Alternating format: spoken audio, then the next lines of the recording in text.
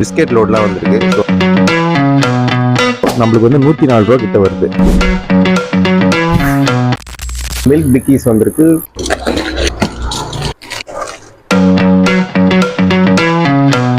அவ்வளோதான், அடிக்காச்சு. So next வந்து நம்ம மேரி பிஸ்கெட் 12 பீஸு, 6 டசன் அந்த மாதிரி சின்ன சின்ன இது அந்த மாதிரி ஹோல்சேல் பண்ணிட்டு இருக்கோம். பழைய ஸ்டாக் இருக்கு, எடுத்து வெளியே வச்சிருவோம். வேறு சில பேர் கச்சா மச்சான் அடுக்குவாங்க. அதோ இப்படி 2 இது நல்லாவே இருக்காது பார்க்க. இப்போ ஒரே கலராக இருந்தால் தான் அட்ராக்டிவாக இருக்கும். உங்களுக்கு ரெட்டு பிடிக்கனாலும் ரெட் கலரில் அடிக்கலாம்.